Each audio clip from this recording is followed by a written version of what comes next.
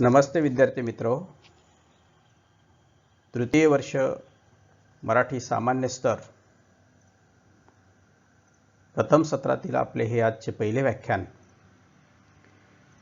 आपला तृतीय वर्षासाठी जो विषय विद्यापीठाने अभ्यासक्रमासाठी नेमलेला आहे तो आहे आधुनिक मराठी साहित्य आणि व्यावहारिक व उपयोजित मराठी. आधुनिक मराठी साहित्य म्हटल्यानंतर आधुनिक साहित्य कृती ज्या आहेत त्याचा अभ्यास आपल्याला करायचा आहे व त्याचबरोबर व्यवहार उपयुक्त आणि ज्याचा उपयोग व्यवहारात होईल असं उपयोजित मराठीचा अभ्यास आपल्याला ह्या प्रथम सत्रामध्ये TYच्या पेपरला करायचा आहे. आपण ह्या पहिल्या व्याख्यानामध्ये प्रथमतः प्रस्तावना व अभ्यासक्रम आणि अभ्यासक्रमाची उद्दिष्टे याची चर्चा करणार आहोत.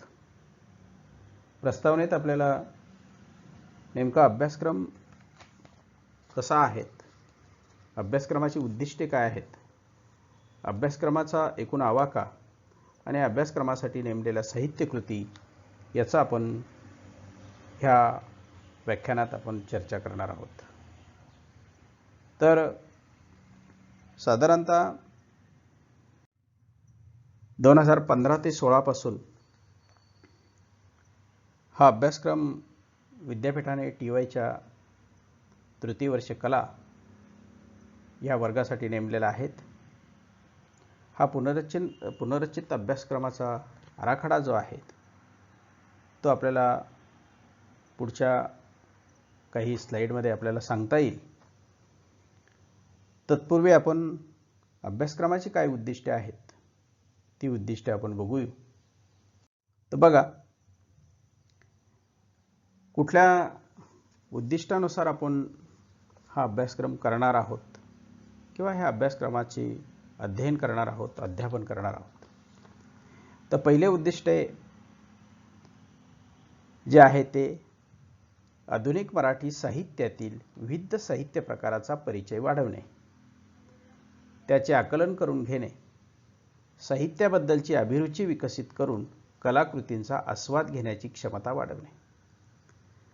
आता विद्यार्थ्यांनी मराठी स्पेशल घेतलेला असल्यामुळे विविध साहित्य प्रकार म्हणजे काय याचा परिचय आता आपण FY, SY आणि TY, आता हे थर्ड इयर तृतीय वर्ष. आता प्रथम वर्षामध्ये आपल्याला कथा आणि काव्याचा आपण अभ्यास केला, विविध साहित्य प्रकारातील एक प्रकार म्हणजे दोन प्रकारांचा अभ्यास आपण केला. नंतर SY ला असताना आपण कादंबरी असेल किंवा चरित्र असेल किंवा आत्मचरित्र असेल या साहित्य प्रकाराचा परिचय आपण करून घेतला. आणि आता ह्या तृतीय वर्षामध्ये आपण निबंध वाङ्मय आणि प्रवास वर्णन किंवा प्रवास वाङ्मय या साहित्य प्रकाराचा परिचय आपण करून घेणार आहोत. थोडक्यात विद्यार्थ्याला विविध साहित्य प्रकाराचा परिचय जास्तीत जास्त कसा होईल हा हेतू या अभ्यासक्रमामागे आहेत व विविध साहित्य प्रकार हे एकमेकांपेक्षा वेगवेगळे कसे आहेत किंवा त्यांचे वेगवेगळे वैशिष्ट्य कसे आहेत किंवा साहित्याच्या ह्या प्रकारामध्ये कादंबरी कवितेसारखी नसते, कविता हे आत्मचरित्रासारखे नसते, आत्मचरित्र हे प्रवास वर्णनासारखे नसते. तर हा वेगवेगळा परिचय किंवा त्यातील विविधता लक्षात येणे व त्याचे आकलन करून घेणे म्हणजे त्यामुळे विद्यार्थ्याला काय आवडतं, एखाद्या विद्यार्थ्याला काव्य आवडत असेल, एखाद्या विद्यार्थ्याला कादंबरी, एखाद्या विद्यार्थ्याला प्रवास वर्णन आवडत असेल, एखाद्या विद्यार्थ्याला चरित्र आवडत असतील, त्याची अभिरुची विकसित करून ज्या कलाकृती आहे त्याचा आस्वाद घेण्याची क्षमता विद्यार्थ्यांमध्ये वाढवणे हे पहिले उद्दिष्ट आहे. दुसरे उद्दिष्ट आहे नेमलेल्या कलाकृतीच्या संदर्भात साहित्य परंपरेचा स्थूल परिचय करून देणे. आता आपल्याला या प्रथम सत्रासाठी नेमलेल्या कलाकृती जी आहे आपण सुरुवातीला ग्रंथ परीक्षण करून घेणार आहोत, त्यानंतर निबंध वाङ्मयाचा परिचय करून घेणार आहोत आणि विचारधारा नावाचं एक संपादित ग्रंथ किंवा संपादित पुस्तक जे आहे तर त्या विचारधारा हे निबंध संग्रह आहेत, तर त्याचा स्थूल परिचय आपल्याला करून घ्यायचा आहे. आणि द्वितीय सत्रासाठी देश विदेश नावाचं प्रवास वर्णन संग्रह जो आहे त्याचा परिचय आपल्याला करून घ्यायचा आहे. तिसरं वैशिष्ट्य जे आहे भाषेची यथोचित आकलन करण्याची व वापर करण्याची यथायोग्य क्षमता विकसित करणे. भाषा म्हटल्यानंतर ते आकलन करण्याची क्षमता आणि त्याचा कसा वापर करायचा याची क्षमता आपल्याला विद्यार्थ्यांमध्ये विकसित करायची ह्या विविध कलाकृतीच्या माध्यमातून. निबंध व प्रवास वर्णन या साहित्य प्रकाराचे तात्विक विवेचन आपल्याला करायचे आहेत. तात्विक विवेचन याचा अर्थ निबंधचे विविध प्रकार, निबंध वाङ्मय प्रकारातले असलेले वैशिष्ट्ये, निबंध वाङ्मय प्रकाराची उत्पत्ती व प्रवास वर्णन जे आहे त्या प्रवास वर्णन वाङ्मय प्रकाराचे विविध जे काही वैशिष्ट्ये आहेत किंवा त्याचे प्रवास वर्णने कशी निर्माण होतात, त्या पाठीमागची भूमिका काय असते, याचं सगळं विवेचन आपल्याला करायचं आहे. पाचवं वैशिष्ट्य जे आहेत किंवा उद्दिष्ट ज्याला आपण म्हणू, विद्यार्थ्यांची वाचन व लेखन क्षमता विकसित करून त्यांना ग्रंथ परीक्षणाची आवड निर्माण व्हावी यासाठी प्रवृत्त करणे. आता आपल्याला ग्रंथ परीक्षण हाही एक मुद्दा इथे काही गुणांसाठी, साधारणतः 15 गुणांसाठी आपल्याला विद्यापीठाने अभ्यासाला दिलेला आहे. ग्रंथ परीक्षण नेमकं कसं करायचं, कुठल्या साहित्य कृतीचं ग्रंथ परीक्षण विद्यार्थ्यांनी करावं, ग्रंथ परीक्षणासाठी काय नियम पाळले पाहिजेत, ग्रंथ परीक्षणाचे फायदे काय, ग्रंथ परीक्षणाचे तोटे काय व ग्रंथ परीक्षण करण्यासाठीची नेमकी भूमिका काय असावी, तर ह्या सर्व बाबींचा विचार आपल्याला करायचा आहे. आणि त्याची क्षमता, विद्यार्थ्यांचं वाचन लेखन क्षमता विकसित व्हावी, ग्रंथ परीक्षणाची आवड निर्माण व्हावी यासाठी आपल्याला या साहित्य कृतीमध्ये किंवा ह्या अभ्यासक्रमामध्ये हे उद्दिष्ट घेऊन विद्यार्थ्यांना प्रवृत्त करायचं आहे. तर बघा, या पेपरमध्ये पहिला घटक मी तुम्हाला सांगितलं की ग्रंथ परीक्षण. जेव्हा आपण ग्रंथ परीक्षण शिकणार आहोत तेव्हा त्याचं एकूणच विस्ताराने आपण त्याची चर्चा करणार आहोत. 15 गुणांसाठी आपल्याला ग्रंथ परीक्षण अभ्यासायचे आहेत. एखाद्या पुस्तकाचं परीक्षण करणे म्हणजे नेमके काय, त्या पुस्तकाचं स्वरूप आपल्याला नेमकं कसं असतं ते समजून घ्यायचे असते. तर ग्रंथ परीक्षणाचे स्वरूप स्पष्ट करून ग्रंथ परीक्षणाच्या घटकाचे विवेचन आपल्याला करायचे.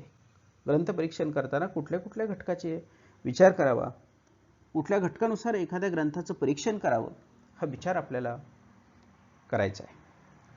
नंतर विविध साहित्य प्रकारातील साहित्य कृतीचे परीक्षण कसे करावे तेही विद्यार्थ्यांना आपल्याला समजून सांगायचे. आता ग्रंथ वेगवेगळ्या प्रकारचे असते, म्हणजे साहित्य प्रकार जेवढे असते तेवढे ग्रंथ निर्माण होत असतात. कादंबरीचं ग्रंथ परीक्षण कसं करायचं, एखाद्या काव्यसंग्रहाचं ग्रंथ परीक्षण कसं करायचं, एखाद्या चरित्र, आत्मचरित्र किंवा एखाद्या निबंध संग्रहाचं किंवा एखाद्या ललित गद्याचं किंवा कथासंग्रहाचं, असे अनेक किंवा विविध साहित्य प्रकारचे ग्रंथ परीक्षण साहित्य कृतीचे कसे करायचं हे आपल्याला जेव्हा आपण ग्रंथ परीक्षण अभ्यासणार आहोत त्यावेळेस आपण करणार आहोत. ग्रंथ परीक्षणाच्या तात्विक विवेचनासाठी आपल्याला 8 गुण असतील. जेव्हा परीक्षा असेल तेव्हा 8 गुणांसाठी त्यावरती प्रश्न विचारले जातील. आणि प्रत्यक्ष साहित्य कृतीच्या परीक्षणासाठी 7 गुण असतील.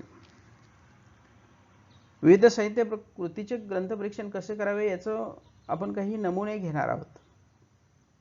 परंतु स्वतंत्ररित्या एखाद्या विद्यार्थ्याला एखाद्या ग्रंथाचं परीक्षण स्वतः करायचं आहे आणि त्याने ते योग्य पद्धतीने केलेलं आहे की नाही, म्हणजे परीक्षेसाठीच तुम्ही वाचलेल्या एखाद्या साहित्य कृतीचे, अभ्यासक्रमाला नेमलेल्या साहित्य कृती सोडून तुम्ही ग्रंथ परीक्षण करा असा प्रश्न साधारणपणे विचारला जातो. कारण एखादी साहित्य कृती आपण परीक्षेसाठी प्रश्न म्हणून जर टाकली तर ती साहित्य कृती सर्वच विद्यार्थ्यांनी वाचलेली नसते. त्यामध्ये ती साहित्य कृती वाचलेली हवी, म्हणून सर्व विद्यार्थी परीक्षेमध्ये प्रश्न म्हणून दिलेली साहित्यकृती कदाचित ती वाचलेली नसते, त्यामुळे विद्यार्थ्यांना तो प्रश्न कदाचित सोडवता येणार नाही. म्हणून तुम्ही वाचलेली एखादी साहित्यकृती, त्या साहित्यकृतीचं ग्रंथपरीक्षण करा. यासाठी 7 गुण असतील. तर विद्यापीठाने काही सूचना दिलेल्या आहे बघा, की विविध साहित्य प्रकारातील पुस्तकांचे परीक्षण कसे करावे यासंबंधी सप्रमाण विवेचन केले जावे, अशी अपेक्षा विद्यार्थी, अध्ययन आणि अध्यापन आम्ही प्राध्यापक करताना करणार आहोत. विद्यार्थ्यांनी पदवीपर्यंतच्या विद्यापीठीय अभ्यासक्रमात साहित्यकृती व्यतिरिक्त पुस्तकाचे परीक्षण करावे, हाही मुद्दा मी तुम्हाला इथे स्पष्ट केलेला आहे. तर अशा पद्धतीने आपल्याला पहिला जो घटक आहे प्रथम सत्रामध्ये, तो घटक अ ग्रंथ परीक्षण, त्यासाठी गुण 15 आहे. तर दुसरा जो ब घटक आहे, तो ब घटक बघा, निबंध वाङ्मय. आता निबंध वाङ्मयाची तात्विक विवेचन आपल्याला करायचे. निबंध म्हणजे काय, निबंधाचे प्रकार, निबंधाच्या व्याख्या, निबंधाचे स्वरूप, इतर साहित्य प्रकाराच्या तुलनेने निबंधाचे वेगळेपण कसे आहे, निबंधाच्या प्रेरणा आणि प्रयोजने, हे सर्व विवेचन किंवा चर्चा आपल्याला या घटक ब मध्ये निबंध वाङ्मयात की निबंध ह्या वाङ्मय प्रकाराच्या अनुषंगाने करायचे आहे. त्यासाठी आपल्याला 15 गुण विद्यापीठाने दिलेले आहेत. म्हणजे सर्वसाधारणपणे परीक्षेमध्ये 15 गुणांचे प्रश्न विचारले जातील. तर बघा, निबंध ह्या साहित्य प्रकाराचे स्वरूप व व्याख्या आपल्याला लक्षात घ्यायची. त्यानंतर मराठीतील इतर साहित्य प्रकाराच्या तुलनेत निबंधाचे वेगळेपण काय आहे ते आपल्याला अभ्यासायचे. निबंधाचे विविध जे प्रकार आहेत, आपण साधारणतः 5वी ते 12वी पर्यंत अनेक निबंधाचे प्रकार बघितलेले आहेत.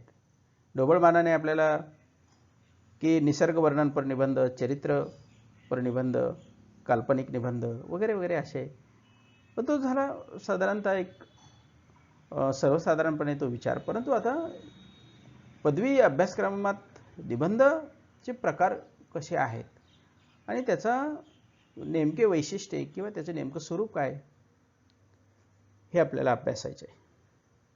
निबंध ह्या साहित्य प्रकारामागील प्रेरणा आणि प्रयोजनही आपल्याला अभ्यासायचे. हे अभ्यासल्यानंतर आपल्याला अभ्यासक्रमासाठी तिसरा जो घटक दिलेला आहे, तो तिसरा घटक आहे नेमलेली साहित्यकृती. तिचा अभ्यास आपल्याला करायचा आहे. आणि नेमलेली जी साहित्यकृती आहे, संपादित निबंध संग्रह जो आहे, तो आहे विचारधारा. विचारधारा हा ग्रंथ किंवा हे पुस्तक संपादित केलेले आहे डॉक्टर स्नेहल तावरे व डॉक्टर भास्कर शेळके यांनी. संपादित करताना विविध